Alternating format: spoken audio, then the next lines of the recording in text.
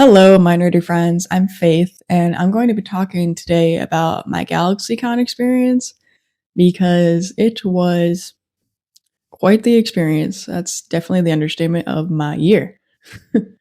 If you don't know me, hi. I make various cosplay related content, including sewing tutorials, cosplay sketches, and videos like this where I'm going to sit down and tell you about an experience I had. So if you like that, go ahead and check me out.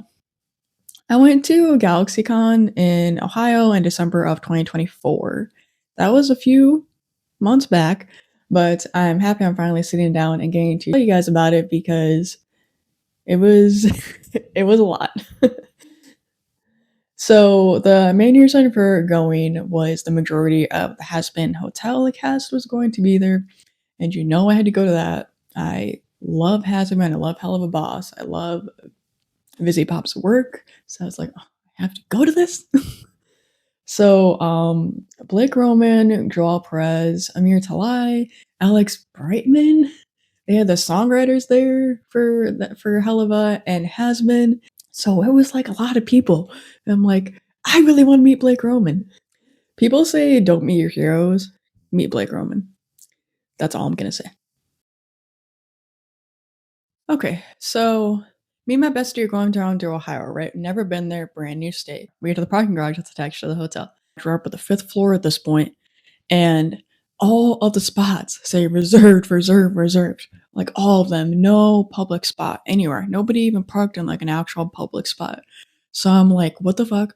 Isn't the point of a parking garage to be parking for the public? We get all the way to the very top floor, and all the spots still say reserved. So like, fuck this. I called the hotel staff and I'm like, can I buy one of these spots right now? Can I park here?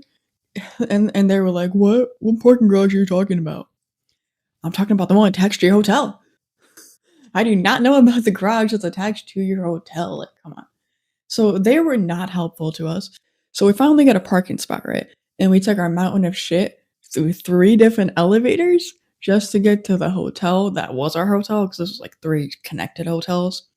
So we had to take one from the parking garage to the ground level of like the interior hotels, and then another elevator, the haunted one, to get to the ground level of our hotel. So I was not a fan of this haunted elevator. Like, guys, I work in the medical field. I take elevators all day long, every day, and this elevator gave me PTSD. I was not a fan. It was one of those elevators where like you get in it and it's like really old and creaky and it takes you where you need to go, but it takes a god awful amount of time to open once it gets on the floor that you desire. So it's like a panic moment. We're like, oh my god, am I trapped in the elevator? Am I stuck? Do I not get to meet Blake Roman? We had to take that elevator 3 different times because we had to take a lot of shit to our room. And there was this escalator right next to the haunted elevator that we couldn't take because I had too much shit and I had a cart. So I couldn't take it. But I took it on the way home. I will never take that elevator again if I ever go back to that hotel. It was not the funnest time of my life. So me and my friend is a Swiftie, and she got me into making friendship bracelets, the friendship bracelet trying to Taylor Swift and whatever.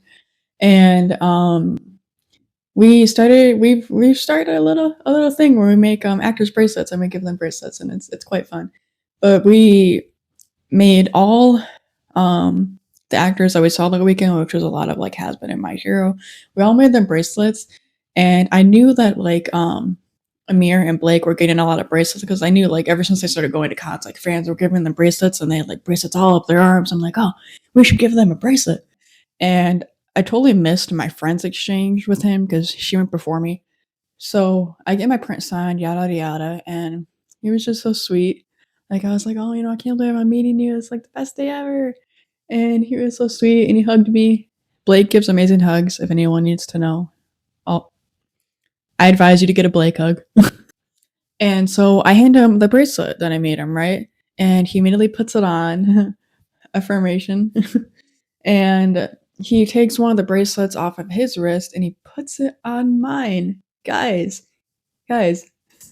gave me a bracelet to keep. Like, it totally made my year, guys.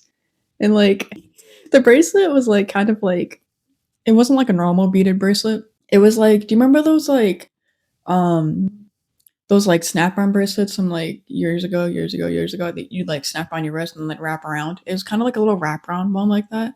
So like he was taking it off and he kind of got it stuck in his other bracelets. So like he had to like struggle to get it off for a second. It was kind of cute. But then he put it on me and made me so happy. And it totally corresponded to my cosplay because it said the legs. Yeah, but it was very cute. It was a great interaction. Okay, look, I have very tiny wrists, okay? And like this bracelet wasn't exactly made for our tiny wrists. Like I kind of have to wear it like up here. It doesn't fall off of me. And we're walking away to grab something. And I look down at my wrist and I'm like, oh my God, I don't have the bracelet anymore. And then I look down on the ground and just happened to see it. Like it fell off of me, guys, like not even 5 minutes after I got it.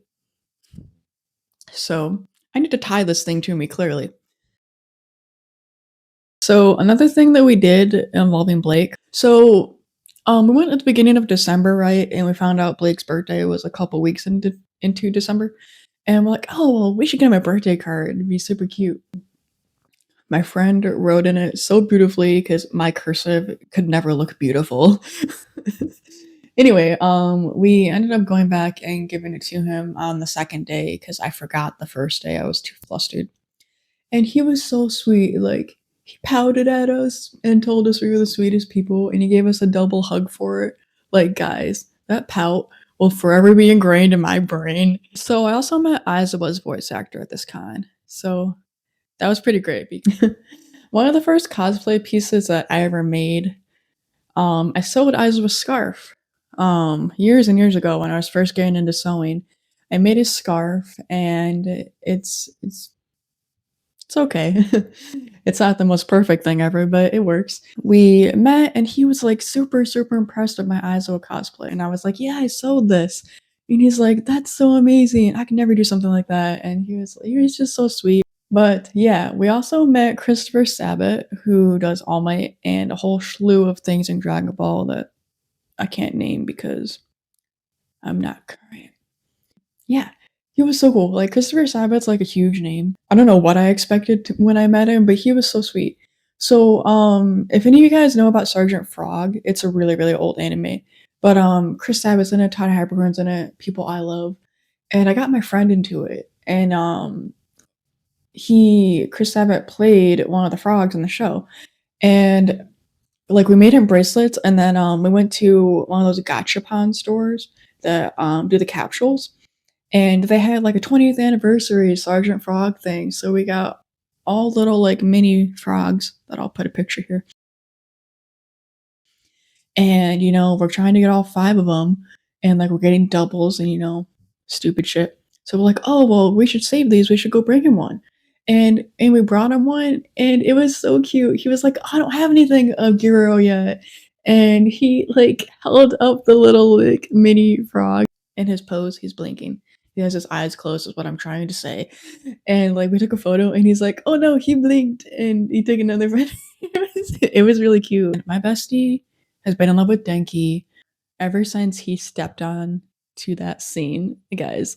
So meeting Kyle Phillips was like a huge, huge thing for her.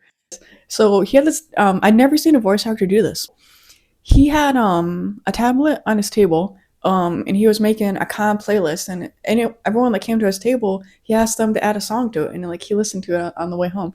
Like, how cool is that? Like, so me and my bestie went back a couple of times, so each time we got to add a new song. So I thought that was really cool. It was cool. And I noticed that he's got these two shirts hanging up behind him from his shop, right? And I'll throw up a picture of them here. And I love Skate the Infinity. It's a great show. I'm like, hey, did you voice somebody in Skate that I'm not aware of? And he's like, oh yeah, I directed it. What? That's awesome, dude. So the Adam quote is one of my favorite quotes from the whole show, and it was a sick shirt. It was cool. I had to buy the shirt. I bought the shirt. And he starts telling us how when he was dubbing it, how like I don't remember exactly, but like the Japanese version, like it was I'm not even gonna attempt to say what it was because I actually don't remember. but it was something very subtle, like just like that's a line. The Adam quote is a line, and I'll just leave it to your imagination, like something very subtle, like that has no flavor to it. But he said that he changed that line to the Adam, the non-binary quote, and he almost got fired for it, changing it to that, saying that. And I was like, dude, that was the best move ever. I love that quote. You did an amazing job. So that was insane. So that was cool. So if you ever meet Kyle Phillips, talk to him about skate and talk to him about Denki because he's just a delight. He had such a welcoming presence. It was amazing. I met Alex Brightman and I was super excited to meet him because I love Fizzaroli. He was very cool and chill. But I did something that I never do, and to this day I still don't know why I did this. But so he signs my stuff and we're about to get a photo, and he asked me, "Do you want to take it or do you want me to take it?" And I blurted out for some reason, well, you probably don't have long enough arms. That's not like me at all. Why would I blurt something out sarcastic? Why would I blurt something out like that to Alex Brightman? Don't know. Don't know. Can't tell you.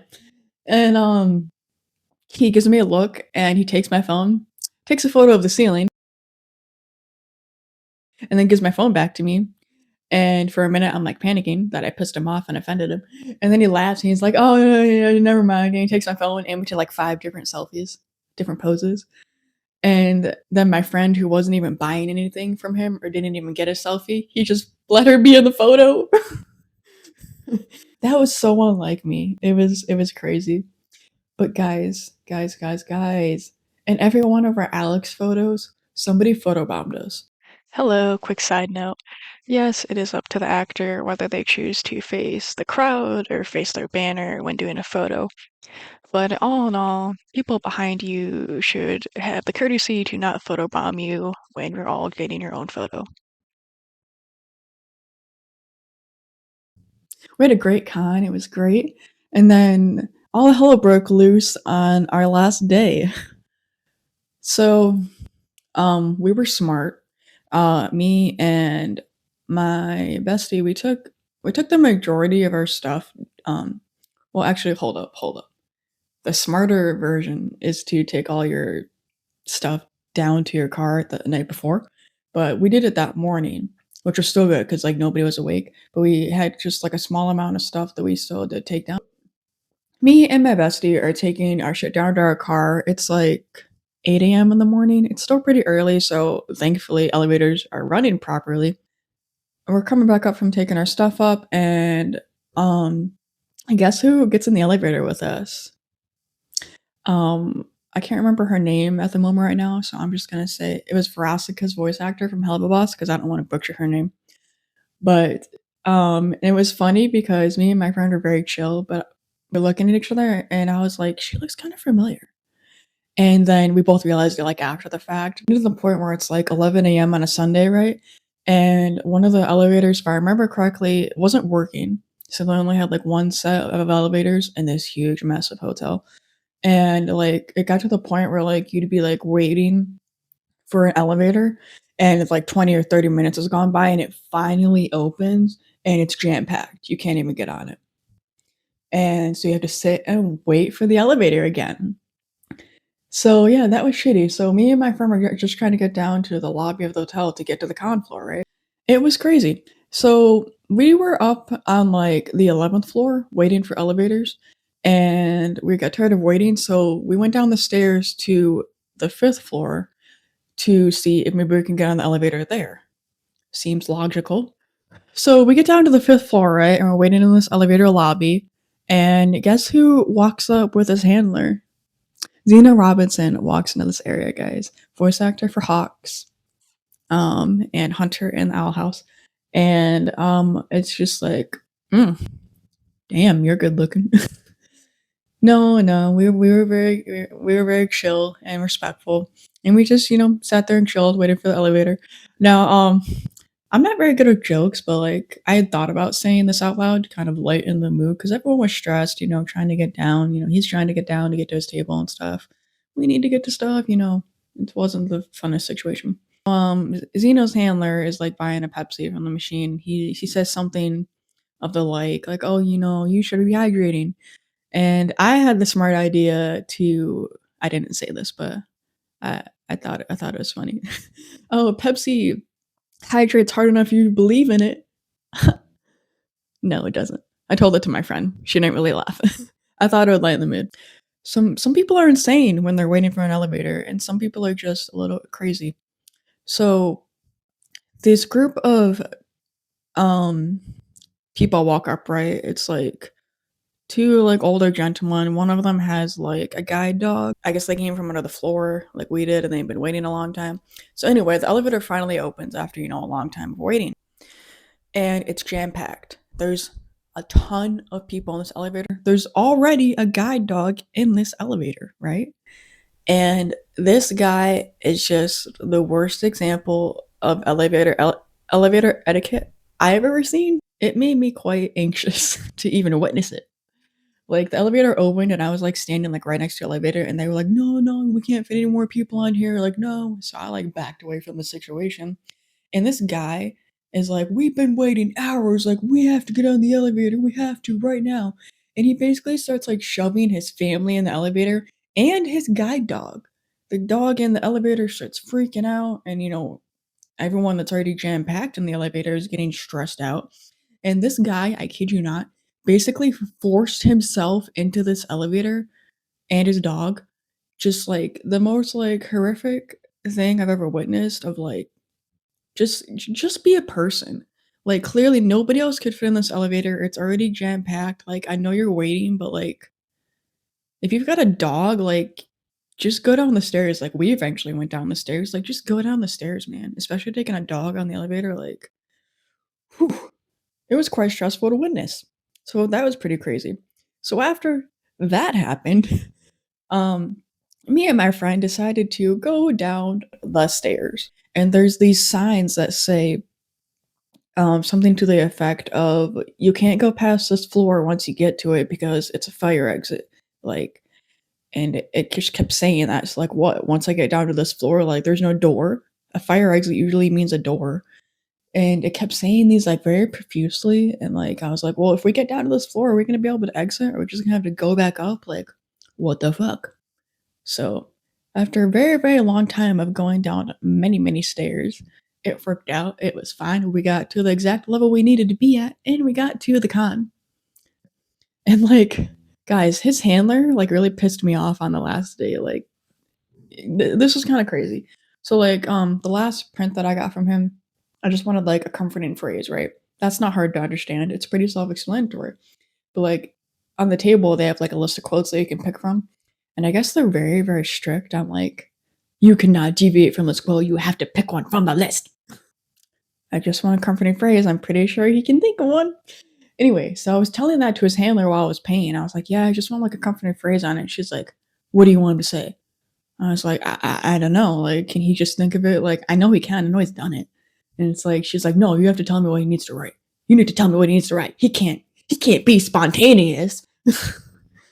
um, Simmer down, my dude. I think ended up working out fine, but she was like so adamant about being like, you have to tell me what you want him to say. And I was almost like, is she not gonna let me do this? Like, come on. It's a very simple thing. Like, anyway, it was weird. She was weird. Anyway, I got there, asked Blake to do it. He did it. It was fine. No issue. But like, she was very like, she must have had a rough weekend. That's all I can say. We were finally getting on our way home, right? And our GPS was a pretty good friend on the way there, but not so much on the way back. Like the Waze navigation app can be very sketchy at some points. Like, so I don't even really know how we got on this way, but for some weird reason it ended up taking us a very back way home. Like we were going through like the countryside of Ohio, and like it was very like where like we got off of like an interstate to like take this back way, and like there wasn't even any construction if I remember correctly. It just was like, hey, we're gonna go take the scenic route, let's go. But it was, I don't know, it was crazy. Like I'll insert a video here about how country we were. there's somebody's fucking house. What the fuck kind of a road is this in Ohio? This is so messed Well, up. at least it's not a fucking dirt road. This is a dirt road. This is not. It would have been a dirt road, but it's paved. I don't like these directions. It's not being very descriptive at all. Blaze is being stupid half the time. Can Blake just direct me already? But yeah, it was like the thinnest driveway ever. And like, guys, I live in the country, so like I know about like thin drives. And like I was just like, are we going down somebody's driveway right now? Because I'm just trying to get back home, and this is not the way. Okay, so my review of GalaxyCon, it was good. I liked it. It was my first time going. It was the biggest con I've ever been to so far. I've been going to cons for quite a few years. But I enjoyed it. The hotel situation was meh. But you know, it's a big hotel in a big city. It's kind of expected.